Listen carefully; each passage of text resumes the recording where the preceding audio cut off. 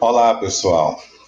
A gente vai dar continuidade às nossas aulas sobre os fundadores da sociologia para tentar entender melhor de onde veio essa disciplina e quais os principais intelectuais que deram origem a essa disciplina.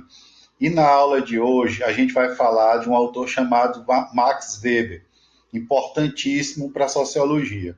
Só antes da gente falar mais sobre o Max Weber, a gente vai recuperar um pouco do que a gente viu nas aulas anteriores, só de forma bastante breve mesmo.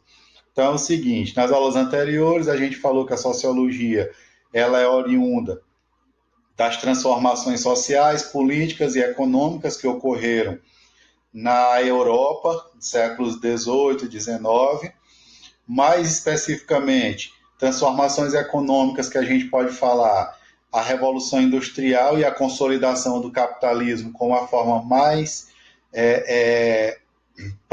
preponderante de modelo de produção econômica, e a Revolução Política, que foi a Revolução Francesa, que transformou a França e depois todos os outros países a configuração política. Na França, por exemplo, a substituição da república, da monarquia pela república, certo? Então, tudo isso foi inquietando intelectuais a pensar sobre aqueles novos modos de vida que surgiram.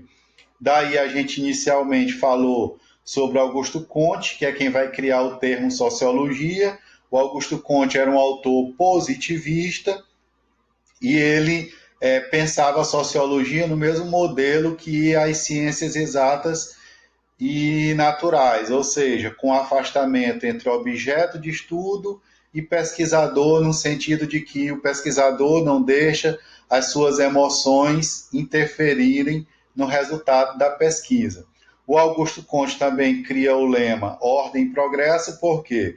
Porque ele era encantado com o progresso e o desenvolvimento econômico capitalista, mas ele percebia que a desordem social das revoluções acabava ameaçando esse progresso econômico. Daí vem um modelo de sociologia do Augusto Comte baseado na ciência como uma forma mais válida de explicação das coisas, e essas explicações deveriam vir através do conhecimento científico somente, sem interferência da religião, dos mitos e de nada mais.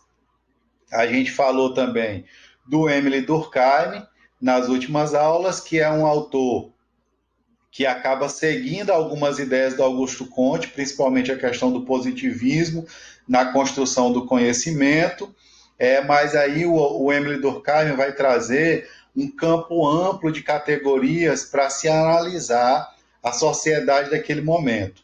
Então, o Emile Durkheim vai se tornar um dos grandes pais fundadores da sociologia, pelo fato de que ele, inclusive, se diferenciou do Augusto Comte, que teria sido o primeiro dos fundadores da sociologia, porque o Augusto Comte ele não dá claras, ele não constrói claras teorias para a sociologia. Ele até aponta métodos, mas teorias ele não constrói teorias muito claras para a explicação social. Já o Emile Durkheim, ele tanto constrói uma teoria consistente para a explicação social, como ele aponta um método para a sociologia, que é analisar os fatos sociais como coisas. E aí, do Emile Durkheim, já se vê uma série de categorias para analisar a sociedade. Fatos sociais, divisão do trabalho social, solidariedade orgânica, solidariedade mecânica, representações sociais, consciência individual, consciência coletiva, anomia. Então, uma série de categorias que a gente discutiu, inclusive, nas aulas anteriores. Importante recuperar esses autores, por quê? Porque hoje a gente vai falar sobre o Max Weber, e o Max Weber se choca muito, as ideias do Max Weber se chocam muito com as ideias desses autores, principalmente do Emile Durkheim. Por quê? Porque o Emile Durkheim, como a gente falou também nas aulas, ele dá um peso muito grande da sociedade sobre o indivíduo. Por Emile Durkheim, o indivíduo seria mais ou menos como um reprodutor somente dos comportamentos que a sociedade espera dele. Já o Max Weber, a gente vai ver uma perspectiva diferente dele, dessa relação indivíduo e sociedade.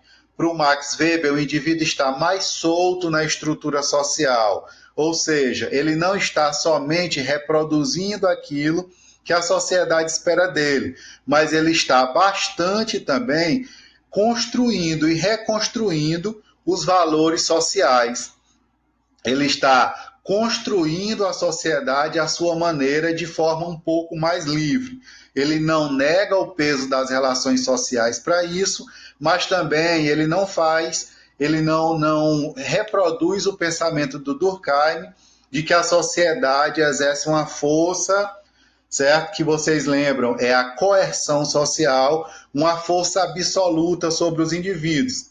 Na perspectiva do Weber, o indivíduo estaria mais solto dentro dessa estrutura social. Então é o seguinte, junto com o Emile Durkheim, o Max Weber é um dos fundadores da sociologia moderna. Por quê? Porque ele vai construir também teorias e métodos para essa sociologia. Ele vai dar uma explicação para a sociedade ao seu ponto de vista, a sua maneira de enxergar as coisas. E aí, tanto para o Weber, quanto para o Emile Durkheim e para o Karl Marx, que nós vamos estudar nas próximas aulas, todos eles, o objeto de estudo, o ponto de partida dos estudos que eles fazem é sempre a sociedade industrial, a Revolução Industrial, os efeitos da Revolução Industrial, a implantação do capitalismo. Mas o que é interessante salientar é que um vai superando o outro em alguns aspectos. A teoria deles não é só uma negação, um negando a teoria do outro.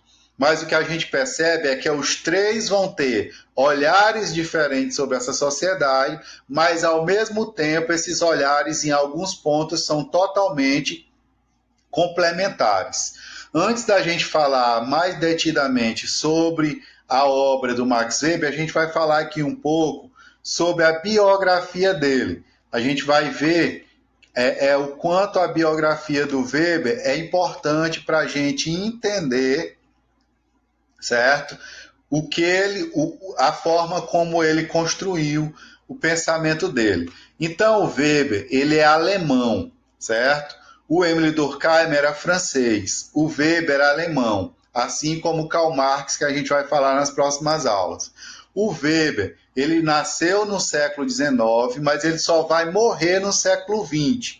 Inclusive, o Weber vai passar do século XIX ao século XX, vivendo inclusive um grande fenômeno histórico, político, e com causas econômicas no século XX, que vai ser a Primeira Guerra Mundial, que ocorreu de 14 a 18. Então, o Max Weber ele só vai morrer em 1920, certo? Então, boa parte da obra do Weber ainda pega esse período da Primeira Guerra Mundial, que é também um período de intensa perturbação social, não só lá na Alemanha, certo? Mas no mundo inteiro. Praticamente o mundo inteiro sofreu os efeitos da Primeira Guerra Mundial. Então, o Weber é um intelectual que ele conviveu com as consequências da Revolução Industrial, certo? Ele conviveu com o século XIX, que é um século que vai ser cheio de transformações na Alemanha, que é o local em que ele nasceu e viveu. E também ele conviveu com o início de um novo século, século XX, e com a Primeira Guerra Mundial, uma guerra de proporções internacionais e com efeitos também internacionais. A obra do Weber ela é interessantíssima, por quê? Porque o Max Weber é um autor que ele não se centra somente na sociologia. A produção intelectual que o Weber faz, ela se comunica com a história, ela se comunica com a economia, com a antropologia, com o direito, certo? E ela vai servir de base para várias áreas do conhecimento no futuro, como, por exemplo, a administração. Existe uma escola, ou seja, uma corrente de pensamento dentro da administração que é toda baseada na teoria da burocracia do Max Weber. Então, Weber ele vai ser importantíssimo para várias áreas de conhecimento. Por isso ele é conhecido como sociólogo, como historiador, como economista, como jurista.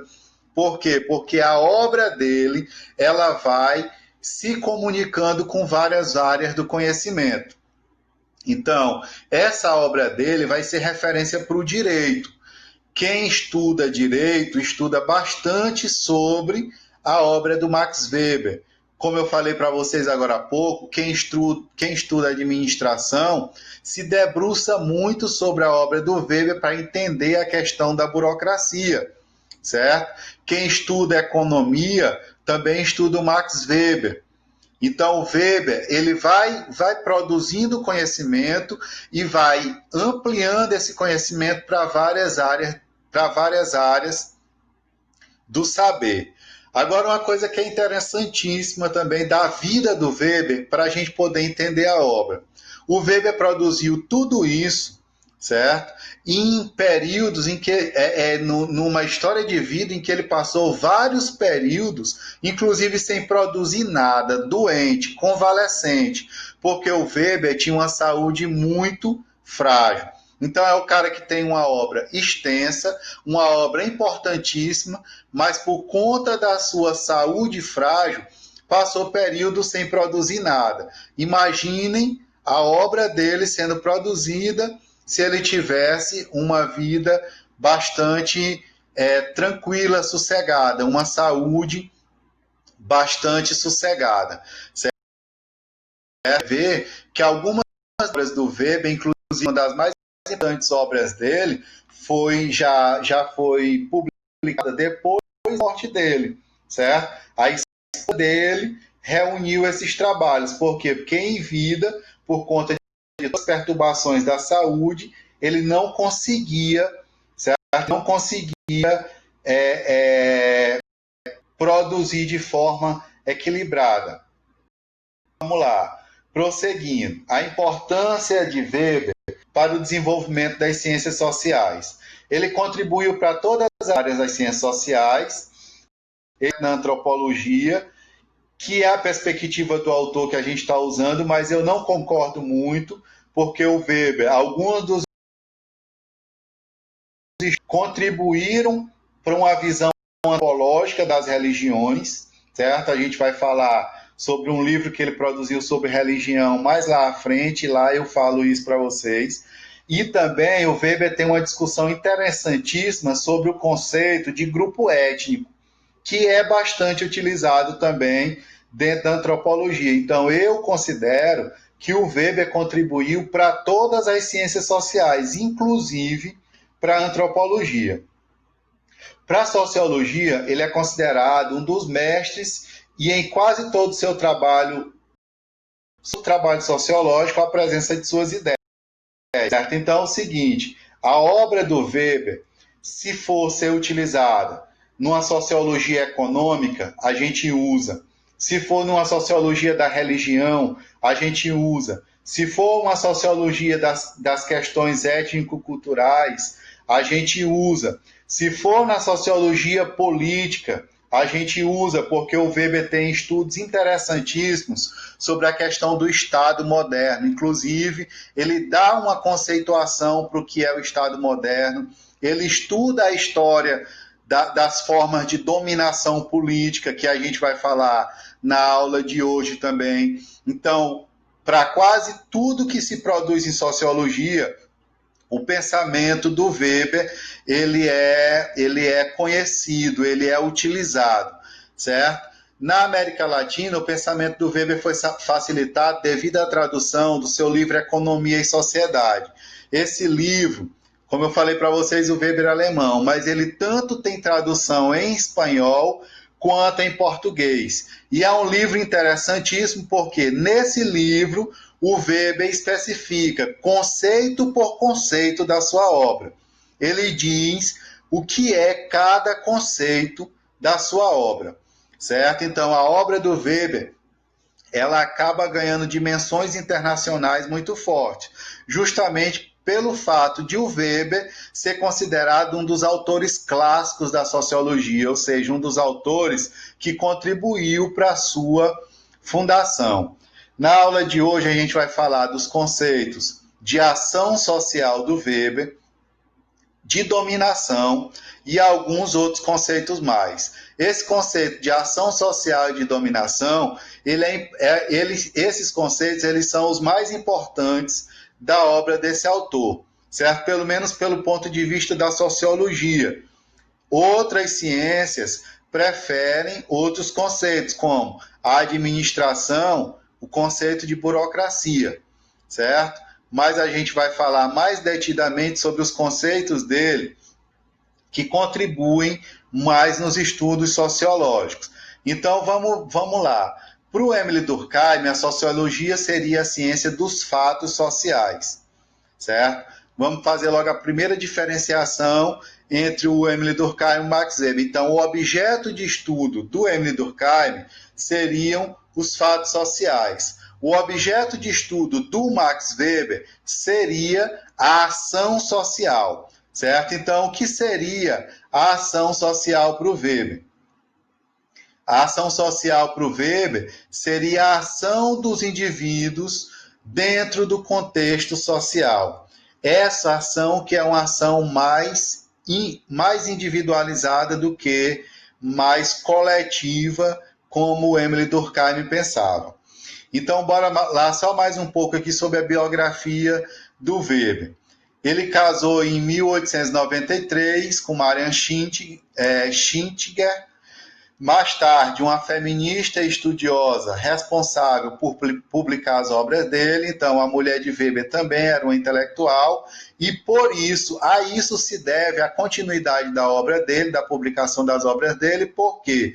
Porque ele morreu deixando várias coisas produzidas, e ela, por ser uma intelectual e entender, ela acabou publicando essas obras. Entre 1897, ano em que seu pai morreu, e 1901, sofreu uma aguda depressão, que foi o que eu falei para vocês. Alguns períodos o Weber passava totalmente recluso por conta da doença e não conseguia produzir muito. Em 1903, recebeu o título de professor honorário da prestigiosa Universidade de Heidelberg, o que lhe permitiria dispor livremente do seu trabalho acadêmico. Então, o Weber tinha um reconhecimento amplo da sua produção, certo? Ganhando títulos por universidades na Alemanha. Então, para a gente passar agora a falar sobre a obra do Weber, a gente vai discutir aqui o conceito de ação social. Conceito de ação social é o conceito mais fundamental da obra desse autor. Como eu falei para vocês agora há pouco, esse conceito de ação social do Weber, ele vai se diferenciar do conceito de fato social do Durkheim. Mas uma coisa que vocês têm que ter em mente também é que o conceito de ação social do Weber, ele não está relacionado ao conceito de ação social que nós usamos no senso comum. Por quê? No senso comum, quando nós falamos de ação social, nós estamos falando de solidariedade, de ajuda, de fraternidade. Ou seja, tem pessoas pobres em um determinado bairro. O que é que eu faço? Ou como pessoa física, ou uma instituição como um governo municipal. Eu faço uma ação social lá, eu levo médico, eu levo remédio, eu levo cesta básica. Não é esse tipo de ação social que o Weber está falando. Quando o Weber fala de ação social, ele está falando da interação entre os indivíduos. O que é que isso quer dizer? A nossa interação social, a nossa relação social com as outras pessoas produz uma ação que é social. Em que sentido? A ação dos indivíduos em sociedade, ela é resultado da participação de cada indivíduo motivado por algo, certo? Então, por que que a ação do indivíduo ela não é meramente individual? Ela não é meramente individual porque a minha ação como indivíduo tem, certo? Ela é orientada pela ação também de outros indivíduos. Ou seja, a educação me leva a aprender valores para viver em uma determinada sociedade. Eu sou educado nisso, eu educo outras pessoas e eu espero que outras pessoas ajam de acordo com esses valores que a sociedade criou. Isso vai se tornando uma ação social. O comportamento do indivíduo não fica sendo meramente individual, por quê? Porque ele não age só por força da sua vontade. Ele age por força da motivação que ele tem do comportamento dos outros. O que ele espera do comportamento dos outros, o que os outros vão esperar do seu comportamento. Só tenham em mente que não é de forma tão absoluta como na obra do Durkheim. Por quê? Porque na obra do Durkheim o indivíduo praticamente completamente obrigado a agir daquela forma. A questão que ele fala da coerção social. No Weber, não. No Weber, o indivíduo é lógico que ele age motivado pela ação dos outros. No entanto, certo? No entanto, ele também pode modificar o seu comportamento, certo? Ele tem como reorientar o seu comportamento.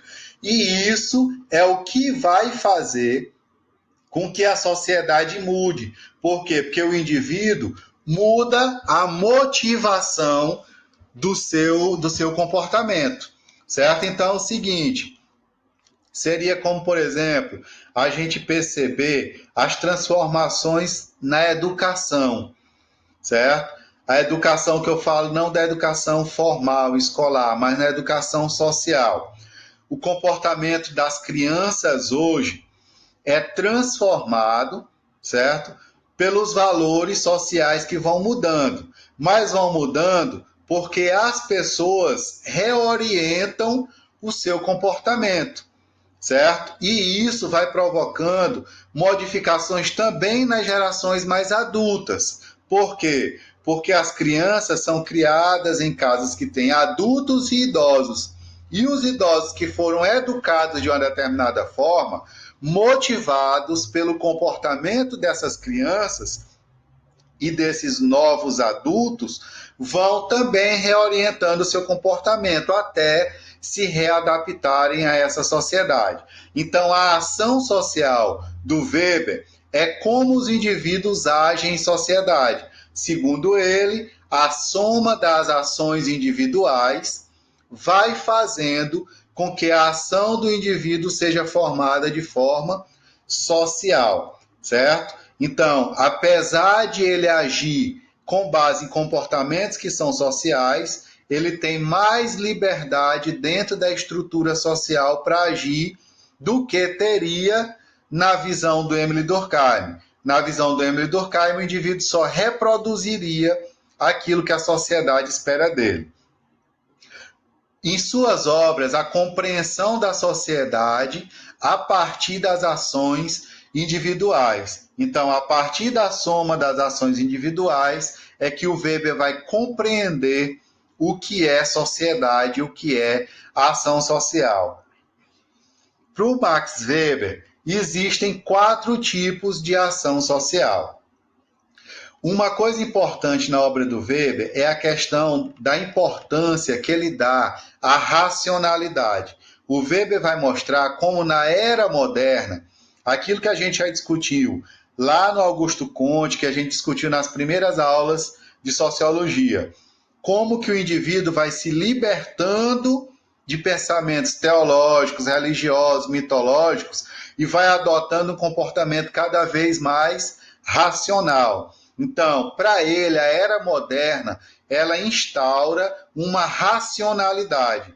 E essa racionalidade para o Weber, ela é importantíssima, porque para ele é a racionalidade que vai desenvolver a ciência, é a racionalidade que vai desenvolver a tecnologia, é a racionalidade que vai fazer com que o indivíduo ele acabe desenvolvendo a economia. Por quê? Porque a racionalidade vai fazer com que ele crie máquinas, tecnologias, formas de produzir de forma mais ágeis. Então, a racionalidade vai ser importantíssima para a gente entender a obra do Weber. Então, para ele, existem 4 tipos de ação social, ou seja, 4 formas pelas quais o indivíduo age na sociedade. 2 dessas formas seriam formas racionais, certo? Então, o Weber vai dizer que a ação social ela pode ser racional referente a fins, racional referente a valores, ela pode ser afetiva, e aqui nesse sentido ela seria meramente emotiva, baseada nas emoções, e uma ação social tradicional. A partir de agora, a gente vai ver o que é e os exemplos sobre cada uma dessas ações, desses tipos de ação social aqui do Weber. A ação social racional referente a fins é quando o indivíduo age motivado. Lembre-se sempre, na obra do Weber também, o conceito motivação vai ser importantíssimo. Ele diz que o indivíduo age motivado por algo, certo? Então, na ação social racional referente a fins, o indivíduo ele agiria motivado por uma determinada finalidade para alcançar um determinado objetivo, ou seja, o indivíduo calcularia, a ação dele seria calculada para ele alcançar um determinado fim. Os exemplos que estão citados aqui: estudar para passar de ano, trabalhar horas extras para ser promovido, se comportar para ganhar recompensas. Eu citaria aqui também, para ficar mais fácil ainda para vocês entenderem, a questão de estudar para passar num concurso. Todo mundo sabe que os concursos hoje eles são muito concorridos. E é o sonho de quase a totalidade das pessoas hoje em dia. Eu quero passar num concurso para ter estabilidade. E aí o que é que o indivíduo faz? Muitas vezes ele, inclusive, larga um emprego que não é muito vantajoso para se isolar, passar dias, meses ou anos fechado por horas dentro de um quarto estudando. Para quê? Para alcançar um determinado objetivo, uma determinada finalidade, que seria passar no concurso. Então, seria uma atitude calculada, uma atitude em que o indivíduo calculou onde ele queria chegar para tentar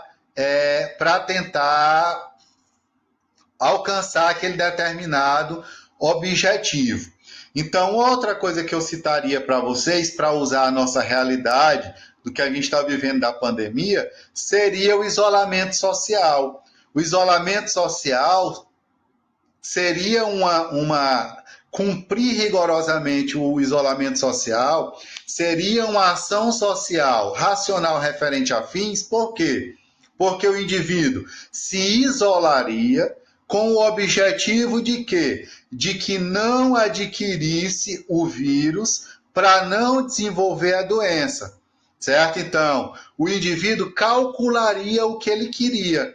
O que eu quero é não adoecer ou não ser vítima dessa doença, vir a óbito por essa doença. Então, para isso eu faço o quê? Eu me isolo socialmente. Então, isso é um exemplo de ação social racional referente a fins. Eu calculo a finalidade que eu quero alcançar, eu calculo onde eu quero chegar. A outra ação social é a ação social racional também. Essa ação também é racional, mas é referente a valores. Então, aqui o indivíduo está utilizando não uma finalidade a ser alcançada, mas valores a serem obedecidos. Então, essa ação está associada aos valores individuais, aos princípios do indivíduo. Exemplo, e a igreja, certo? E a igreja é uma ação social racional referente a valores, por quê? Porque os meus valores religiosos dizem que eu tenho que ir ao templo, encontrar Deus na casa de Deus, certo? Cumprir a sua palavra. Ou seja, os meus valores pessoais me dizem que eu só sou satisfeito com minhas ações se eu conseguir cumprir aquilo que eu prometi, certo? Então, os meus valores não me permitem dizer que devo agir de uma determinada forma e acabo agindo de outra. Então, se eu não cumpro minha palavra, se eu prometo coisas e não ajo para cumprir essa palavra, eu não estou eu não estou agindo de acordo com os meus valores. Então, cumprir a palavra seria uma ação social racional referente a valores. Não aceitar suborno. Como? Se eu trabalho em um determinado órgão público e aí de mim depende, por exemplo, a liberação de recursos para uma determinada obra, certo? E aí eu vou fazer o quê? Se eu trabalho lá e eu for assediado por um empresário, por exemplo, para adiantar o processo dele, para ficar liberando mais verbas antecipadamente para ele, eu estou recebendo, eu sou assediado, recebo dinheiro para isso, eu estou sendo subornado.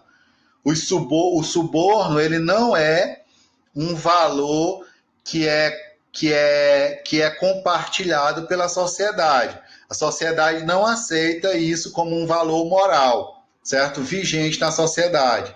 Então é o seguinte, eu não aceitando suborno, eu estou agindo racionalmente referente a valores. Eu estou defendendo valores morais aceitos pela sociedade. Então, a ação social racional referente a valores, ela me faz obedecer, certo? Valores que são meus enquanto indivíduos e que, em geral, também são partilhados pela sociedade.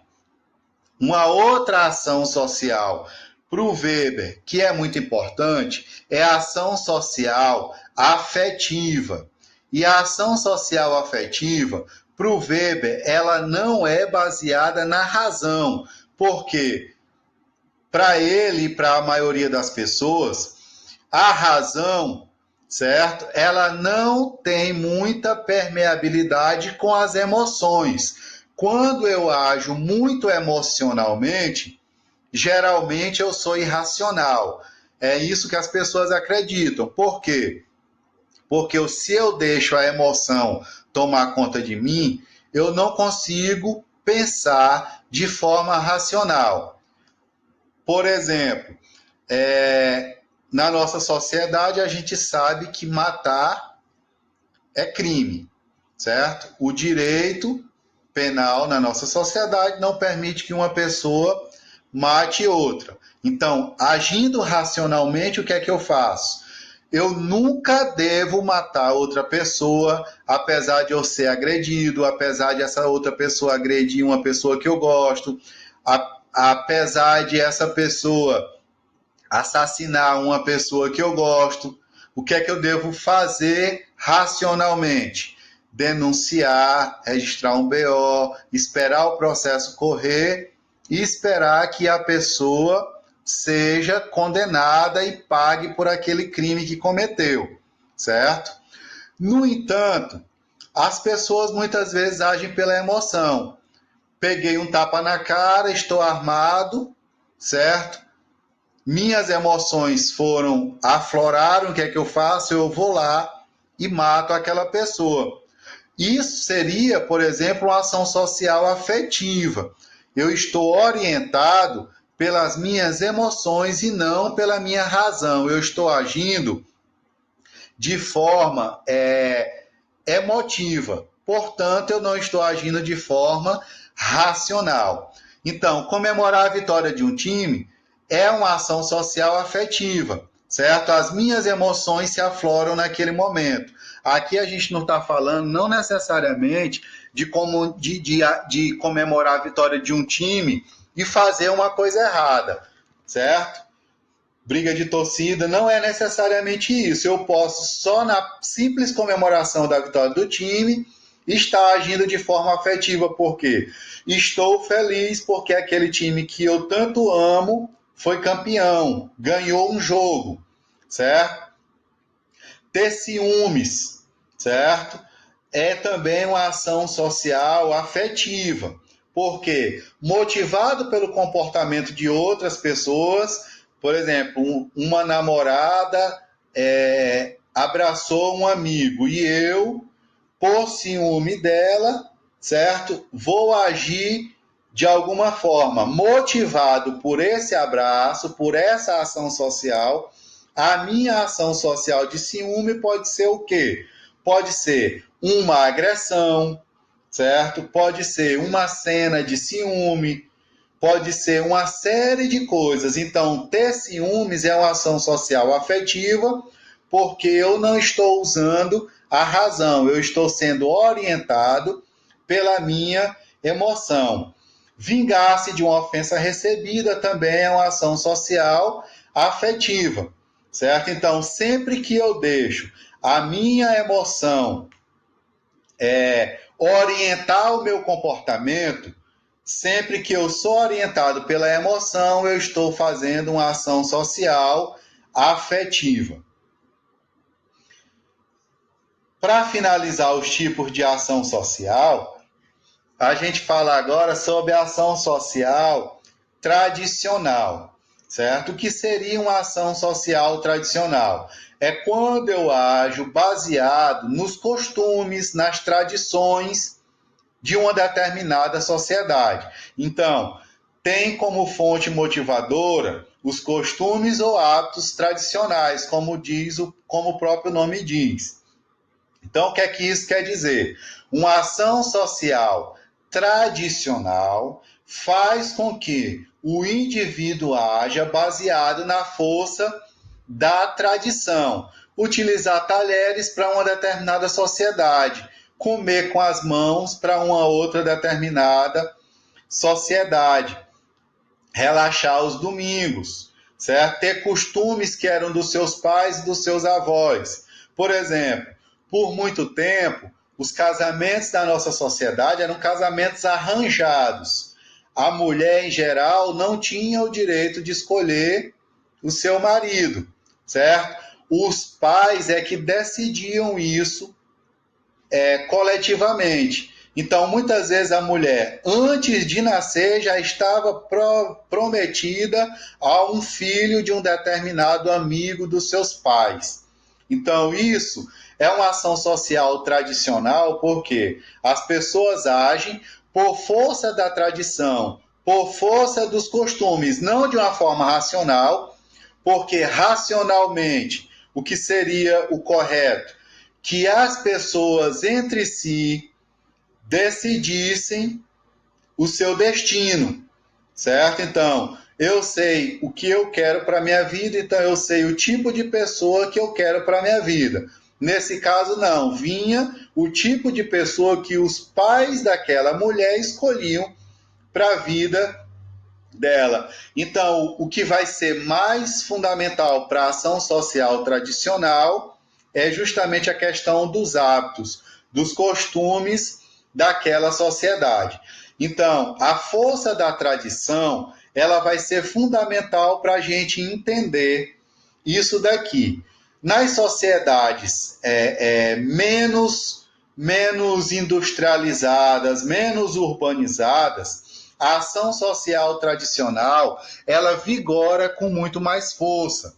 Por quê? Porque nessas sociedades, as regras do cotidiano, do dia a dia, elas valem muito, certo? Esse tipo de comportamento cotidiano, se a gente for bem aqui numa comunidade rural de Pedreiras, as pessoas vão agir muito pela força da tradição, pela força do costume que sempre foi daquela forma, certo? Então, o costume de fazer a promessa, o costume de mandar benzer a criança por conta do quebranto, ou por conta de um outro problema de saúde da criança. A forma como essas pessoas, em todas as sociedades, na verdade, a forma como as pessoas, elas acabam velando os seus falecidos e a forma como enterram os seus falecidos, que vai mudar muito de uma sociedade para outra, certo? Então, todos os costumes, certo? Todos os costumes vão nos motivar a agir de uma determinada forma. Então, vocês estão percebendo que a questão da motivação, o motivo que o indivíduo vai ter para realizar uma ação, que o Max Weber acha importante, ela aparece em todas as ações sociais. Na ação social racional referente a fins, o motivo vai ser uma finalidade que eu quero alcançar, um objetivo que eu quero alcançar. Na ação social racional referente a valores, é um valor que eu quero obedecer, certo? Na ação social emotiva, o motivo vai ser afetiva, na verdade, o valor vai ser uma emoção que orientou o meu comportamento. Na ação social tradicional, o motivo vai ser responder e corresponder aos hábitos e costumes da minha sociedade. Então, a ação social, compreender o porquê que as pessoas agem, certo? A compreensão da ação dos indivíduos seria o objeto de estudo para a sociologia do Max Weber. Então, seria justamente isso que motivaria um intelectual a entender um determinado objeto de estudo. Digamos que um intelectual queira entender, certo? O índice de mortalidade, certo? Por homicídio, certo? Mortalidade por homicídio de jovens negros de periferia. Então, como esse intelectual, como esse pesquisador deve agir? Ele deve buscar nos dados que ele vai pesquisar nas delegacias, nas entrevistas que ele vai fazer com os criminosos, nas entrevistas que ele vai fazer com os familiares das vítimas, a motivação daquela ação, o porquê que aquele criminoso agiu daquela forma. Então, o objetivo da sociologia para o Max Weber seria tentar perceber, certo, o motivo da ação social dos indivíduos. Por que ele se diferenciaria do Emile Durkheim nesse sentido? Porque, na perspectiva dele, para usar esse objeto de estudo que eu falei aqui, a mortalidade de jovens negros, certo? De periferia, ele pode, como as ações dos indivíduos não são tão objetivas assim, elas não respeitam tanto a maioria dos comportamentos sociais, que era a forma que o Durkheim percebia, para o Weber, os indivíduos têm motivações individuais que não são tão assim, não sofrem tanta coerção da sociedade. Para o Weber, o indivíduo agiria de forma um pouco mais livre. No Emile Durkheim, era praticamente todo crime desse poderia ser analisado pelo mesmo motivo. Por quê? Porque se para ele os comportamentos sociais são bastante gerais, praticamente todo assassinato de negro de periferia teria o mesmo roteiro, seguiria o mesmo roteiro. Já pela perspectiva do Max Weber, não. Pela perspectiva do Max Weber, em determinados crimes, a motivação poderia ser uma. Em outro conjunto de crimes, a motivação poderia ser outras. Então, o indivíduo agiria motivado por coisas diferentes, por comportamentos diferentes. Então, por isso, a ação social do Weber, ela é social, porque a ação de um indivíduo está orientada pelo comportamento do outro, mas ela não é tão pesada assim, não é a sociedade pesando sobre ele para que ele haja daquela forma. É o comportamento de um outro indivíduo. Ele vai dizer, por exemplo, que abrir um guarda-chuva não é ação social. Começa a chover, eu abro um guarda-chuva. Eu não abro o guarda-chuva motivado pelo comportamento dos outros. Eu abro o guarda-chuva motivado pela questão de que o fenômeno natural me obriga a fazer isso, certo? Já responder a uma agressão de uma pessoa é uma ação social. Por quê? Porque a motivação do meu comportamento foi o comportamento do outro. Então, para o Weber, o indivíduo está sempre relacionado ao outro, não necessariamente relacionado ao conjunto da sociedade, mas o meu comportamento vai estar sempre relacionado ao comportamento dos outros. De acordo com o que o outro age, eu vou agir, certo? E em situações diferentes, aquelas pessoas, a minha ação pode ser uma reação ao comportamento daquelas pessoas, que em outras situações, com outras pessoas, as ações daquelas pessoas podiam ser outra e a minha reação também seria outra. Pela perspectiva do Durkheim, praticamente todos os comportamentos são padronizados na sociedade.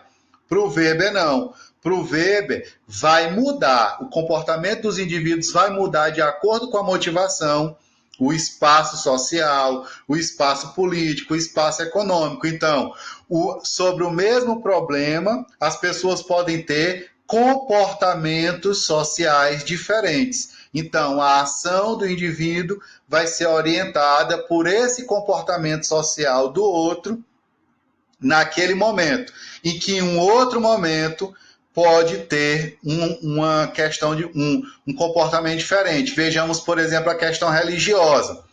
Discutir religião no passado, certo? Em alguns ambientes, era praticamente levar as pessoas a uma briga infinita que poderia levar a intrigas e mortes.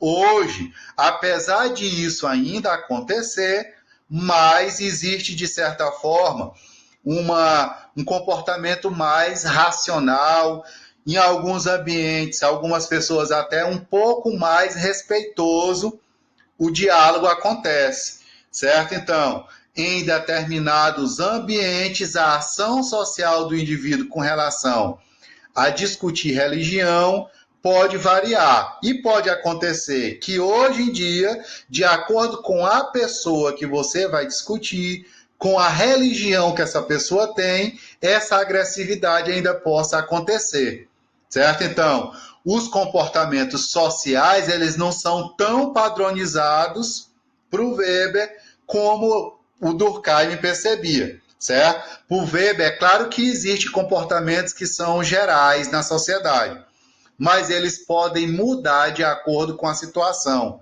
e de acordo com a motivação dos indivíduos. Para o Durkheim existia uma coerção, uma força muito forte para o indivíduo agir sempre daquela forma que a sociedade exigia dele, com poucas possibilidades de mudanças de contexto, mudanças de comportamentos dentro da mesma sociedade, certo? Então, tenham sempre em mente, para o Durkheim, a sociedade pesa muito sobre o indivíduo.